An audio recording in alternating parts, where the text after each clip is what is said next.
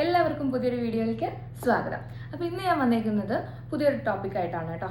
അപ്പോൾ നമ്മൾ ഈ ഐലൻഡ് ലൈഫും നോർമൽ നമ്മുടെ നാട്ടിലൊക്കെയുള്ള ഇന്ത്യൻ ആളുകളുടെ ആണെങ്കിലും അല്ലെങ്കിൽ വേറെ ഏതെങ്കിലും രാജ്യങ്ങളിൽ നിന്ന് വന്ന് ഐലൻഡുകളിൽ താമസിക്കുന്നവരുടെ ആണെങ്കിലും എങ്ങനെയാണ് ആ ലൈഫ്, അതുപോലെ തന്നെ നമ്മൾ എങ്ങനെ ഇവിടെ മാനേജ് ചെയ്യണം എന്നുള്ള കുറച്ച് കാര്യങ്ങളെ പറ്റിയിട്ട് എൻ്റെ ഒരു എക്സ്പീരിയൻസിൽ നിന്നുള്ള ഒരു ചെറിയ വീഡിയോ ആണിത്. ഇതുപോലെ പലതരത്തിലുള്ള പല എക്സ്പീരിയൻസ് ഉള്ള ആളുകൾ ഉണ്ടായിരിക്കും, പല സ്ഥലങ്ങളിലും പല രീതിയിൽ അനുഭവങ്ങളിലൂടെ പോയ ആളുകൾ ഉണ്ടായിരിക്കും. പക്ഷെ എൻ്റെ ഒരു ഇതുവരെയുള്ള ഒരു അനുഭവം വെച്ചിട്ടുള്ള ഒരു ചെറിയാണ് ഞാനിപ്പോൾ ചെയ്യാൻ ആഗ്രഹിക്കുന്നത്. അപ്പോൾ നമ്മുടെ നാട്ടിലൊക്കെ ഭയങ്കരമായിട്ട് ഇപ്പോൾ നമ്മൾ മോളുകളിലും അതുപോലെ ഭയങ്കര എക്സ്പ്ലോർ ചെയ്ത് നടന്ന ആളുകൾക്ക് പെട്ടെന്ന് ഒരു ഐലൻഡിൽ വരുമ്പോൾ ഉണ്ടാവുന്ന കുറച്ച് പ്രശ്നങ്ങളൊക്കെ ഉണ്ട് കേട്ടോ. അപ്പോൾ നിങ്ങൾ അതെല്ലാം അവെയർ ആയിരിക്കുക. നമ്മൾ വരുന്ന സമയത്ത് നമ്മൾ ജോലിയുണ്ട്, നമുക്ക് നല്ല സാലറി ഉണ്ട്, നമ്മളെല്ലാ അഡ്വാൻറ്റേജും നോക്കുന്ന സമയത്ത് നമ്മൾ ചിന്തിക്കണം ഈ ഒരു കോയിൻ്റെ നെക്സ്റ്റ് സൈഡ് ഉള്ളതുപോലെ ഒരു ചെറിയ പാർട്ട് കൂടി അവിടെ ഉണ്ടാവും എന്നുള്ളത് കേട്ടോ. അപ്പോൾ എങ്ങനെയാണ് ഫാമിലീനെ കൊണ്ടുവരാൻ പറ്റുമോ, അതുപോലെ തന്നെ ഫാമിലി കൊണ്ടുവന്നുള്ള കാര്യങ്ങൾ എങ്ങനെയൊക്കെയാണ്, ഇവിടുത്തെ എക്സ്പെൻസ് എങ്ങനെയാണ് വരുന്നത്, അതുപോലെ ഇവിടെ താമസിക്കുമ്പോൾ നമ്മൾ എന്തൊക്കെ കാര്യങ്ങൾ ശ്രദ്ധിക്കണം, ഇങ്ങനെ റാൻഡമായിട്ട് കുറേ ആളുകളുടെ ഡൗട്ടുകളൊക്കെ കണ്ടിട്ട് അപ്പോൾ ഞാൻ തീരുമാനിച്ചു ഓക്കെ അങ്ങനെയാണെങ്കിൽ നമുക്ക് എല്ലാം കൂടി ഇൻക്ലൂഡ് ചെയ്തിട്ട് ഒരു ചെറിയ വീഡിയോ ചെയ്യാം. അപ്പോൾ അതുകൊണ്ടാണ് ഞാൻ ഈ വീഡിയോ ചെയ്യുന്നത്. അപ്പോൾ ഒരിക്കൽ കൂടി എല്ലാവർക്കും വീഡിയോയിലേക്ക് സ്വാഗതം.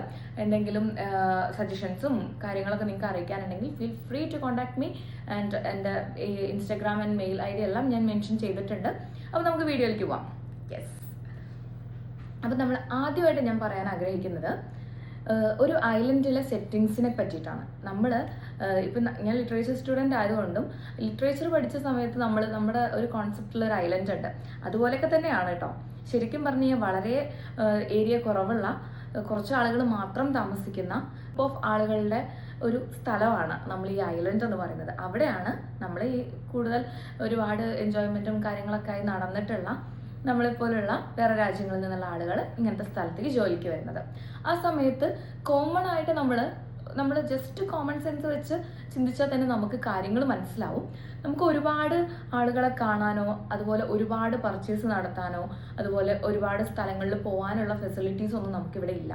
അപ്പോൾ നമ്മൾ വരുന്നു, നമ്മുടെ വർക്ക് ചെയ്യുന്നു, നമ്മൾ അവരുടെ പേയ്മെൻറ്റ് വാങ്ങിക്കുന്നു, നമുക്ക് കിട്ടുന്ന ഫുഡെല്ലാം അഡ്ജസ്റ്റ് ചെയ്ത് കഴിക്കുന്നു. അപ്പോൾ അങ്ങനെയൊക്കെ ഒരു സെറ്റിങ്സ് ആണ് ശരിക്കും ഇവിടെ ഉള്ളത്. ഏറ്റവും ഇമ്പോർട്ടൻ്റ് ആയിട്ട് എനിക്ക് പറയാനുള്ളത് നമ്മുടെ മെൻ്റൽ ഹെൽത്തിനെ എങ്ങനെ വെക്കുന്നു എന്നുള്ളതാണ്.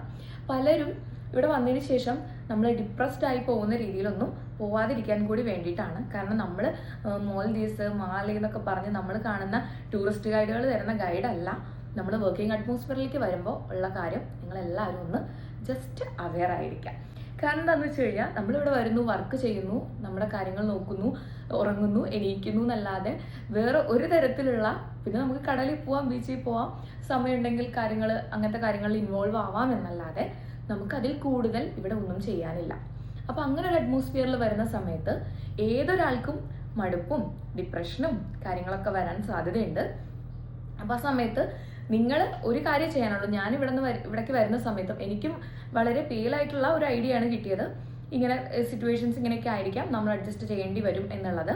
അപ്പോൾ ഞാൻ ഓൾറെഡി കുറേ വീഡിയോസും പിന്നെ കുറച്ചൊക്കെ ഊഹിച്ചും ഒക്കെ ഞാൻ മെൻ്റലി റെഡി ആയിരുന്നു. ഓക്കെ, ഐലൻഡ് എന്ന് പറയുമ്പോൾ ഇങ്ങനെ ആയിരിക്കും, അവിടുത്തെ ആളുകൾ കുറവായിരിക്കും, അവരെല്ലാവരും അവരുടെ കാര്യങ്ങളിൽ തിരക്കിലായിരിക്കും. അപ്പോൾ നമുക്ക് ഒരു ചായ കുടിക്കാൻ പോയാലോ എന്നൊക്കെ പറഞ്ഞ് നമ്മുടെ നാട്ടിൽ പോകുന്ന വൈബൊന്നും ഇവിടെ കിട്ടില്ല.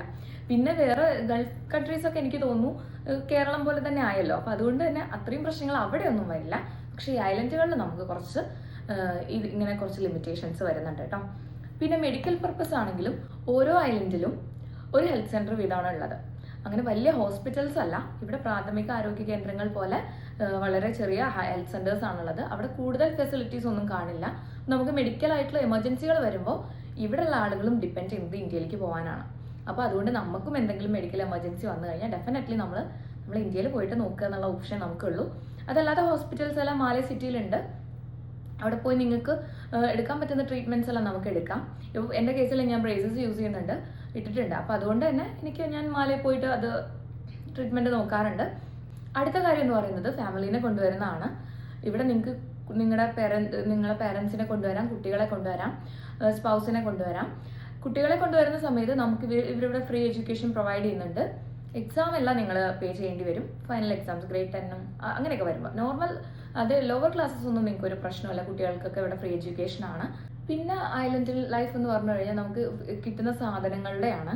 നമുക്ക് എല്ലാ ഐലൻഡുകളിലും എല്ലാ സാധനങ്ങളൊന്നും അവൈലബിൾ ആയിരിക്കില്ല. അപ്പോൾ നമുക്ക് കിട്ടുന്ന സാധനങ്ങൾ നമ്മൾ യൂസ് ചെയ്യുക എന്നുള്ളതാണ് നമുക്കുള്ള ഓപ്ഷൻ. അപ്പോൾ ഇപ്പോൾ നെല്ലിക്കയൊന്നും ഇവിടെ കിട്ടില്ല കേട്ടോ. ഞാൻ ഇവിടെ വന്നിട്ട് അന്വേഷിച്ചിട്ടുണ്ട്, നെല്ലിക്ക ഇവിടെ അവൈലബിൾ അല്ല. ഇനി മാലയിൽ ഉണ്ടോ എന്നുള്ളത് I am not sure about that. അപ്പോൾ അങ്ങനെയുള്ള ചില സാധനങ്ങളൊക്കെ നമുക്ക് കിട്ടുക എന്ന് പറയുന്നത് വളരെ റെയർ ആയിട്ടുള്ള ഒരു കാര്യമാണ്. പിന്നെ നമുക്ക് മാലയിൽ പോയി കഴിഞ്ഞാൽ പിന്നെയും സിറ്റിയിൽ പോയി കഴിഞ്ഞാൽ പിന്നെയും എന്തെങ്കിലുമൊക്കെ അവൈലബിൾ ആവാം. പക്ഷെ നിങ്ങൾ നിൽക്കുന്ന ഐലൻഡ്, അവിടെ നിന്നും നിങ്ങൾ മാലയിലേക്കുള്ള ഡിസ്റ്റൻസ് അതൊക്കെ നോക്കുന്ന സമയത്ത് ചിലപ്പോൾ നമുക്ക് എല്ലാ ഐലൻഡിലും താമസിക്കുന്നവർക്കൊന്നും എപ്പോഴും മാലയിൽ പോയി വരാൻ പറ്റിക്കൊള്ളണമെന്നില്ല. അപ്പോൾ അതുകൊണ്ട് തന്നെ നമ്മൾ എന്ത് ചെയ്യേണ്ടി വരും, നമ്മൾ അഡ്ജസ്റ്റ് ചെയ്യുക എന്നുള്ള ഒരു ഇതിലേക്ക് നമ്മൾ മെൻ്റലി പ്രിപ്പയർ ആവാൻ വേണ്ടി വരും. അപ്പോൾ ഇതിലൊരു മെയിൻ കാര്യം എന്ന് വെച്ച് കഴിഞ്ഞാൽ നമ്മളിവിടെ വന്ന പർപ്പസ് എന്ന് പറയുന്നത് it's not for enjoyment, it's for our job. അപ്പോൾ ആ ജോബിന് വേണ്ടിയിട്ട് നമ്മൾ എന്തൊക്കെ ചെയ്യാൻ പറ്റും അതെല്ലാം ചെയ്യുക എന്നുള്ളതാണ്. പിന്നെ ഓരോ രാജ്യത്തും നിൽക്കുന്ന സമയത്ത് നമുക്ക് ഓരോ ഡിഫിക്കൽട്ടീസ് ഉണ്ടായിരിക്കും അല്ലേ. ഇപ്പോൾ സൺലൈറ്റ് വരാത്ത കൺട്രീസ് ഉണ്ട്. അപ്പോൾ അവിടെ നമ്മൾ സപ്ലിമെൻറ്റ്സ് എടുത്തിട്ടാണ് നമ്മൾ നമ്മുടെ ഹെൽത്ത് ഒക്കെ ആക്കുന്നത്. അതുപോലെ തന്നെ സപ്ലിമെൻറ്റ്സ് കഴിക്കുന്നവർക്ക് അങ്ങനെ സപ്ലിമെൻറ്റ്സ് യൂസ് ചെയ്യാം. അതല്ലാത്തവർ നന്നായിട്ട് കിട്ടുന്ന ഫുഡ് നന്നായിട്ട് കഴിക്കുക. മാക്സിമം നമ്മൾ കിട്ടുന്നത് വാങ്ങിച്ച് കഴിക്കാൻ നോക്കുക. ഇതൊക്കെ ഞാൻ കുറച്ച് ലിമിറ്റേഷൻസ് ആയിട്ടാണ് പറഞ്ഞത്. ഇതെല്ലാം നമുക്ക് അഡ്ജസ്റ്റ് ചെയ്ത് പോകാൻ പറ്റും. കാരണം ഇഷ്ടം പോലെ നമ്മുടെ ഇന്ത്യയിൽ തന്നെ ഇഷ്ടം പോലെ എക്സ്പാട്രിയേറ്റ് ടീച്ചേഴ്സ് ഇവിടെ വർക്ക് ചെയ്യുന്നുണ്ട്. അപ്പോൾ അവരെല്ലാവരും ഇതിലെല്ലാം ഓക്കെ ആണെങ്കിൽ അത് മാനേജബിൾ ആയതുകൊണ്ടാണ്.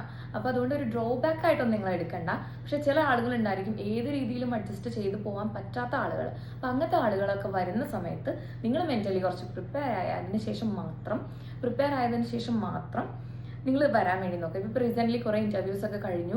അപ്പോൾ പുതിയതായിട്ട് ഒരു തരത്തിലുള്ള അറിവില്ലാത്ത ആളുകൾ ഉണ്ടായിരിക്കും. അപ്പോൾ അവർക്കൊക്കെ കുറേ ഡൗട്ട്സ് ഉണ്ടായിരിക്കും. ലൈക്ക് എനിക്കും ഇതുപോലുള്ള കുറേ ഡൗട്ട്സ് ഉണ്ടായിരുന്നു കേട്ടോ. അപ്പോൾ ആ സമയത്തൊക്കെ നമുക്ക് ഇങ്ങനെ എല്ലാം പറഞ്ഞു തരാനൊന്നുമായിട്ട് എല്ലാവരും ഒന്നും അവൈലബിൾ ആയിരിക്കില്ലല്ലോ. അപ്പോൾ ആ സമയത്ത് ഞാൻ ആഗ്രഹിച്ചിരുന്നു അങ്ങനെ ആരെങ്കിലുമൊക്കെ എന്തെങ്കിലും ഷെയർ ചെയ്തിരുന്നെങ്കിൽ എന്ന്. ഇനി ഞാൻ പോസിറ്റീവായിട്ടുള്ള കുറച്ച് കാര്യങ്ങൾ പറയാം. ഇതിലിപ്പോൾ ഒപ്പോസിഷൻ വരാം, എനിക്കറിയില്ല.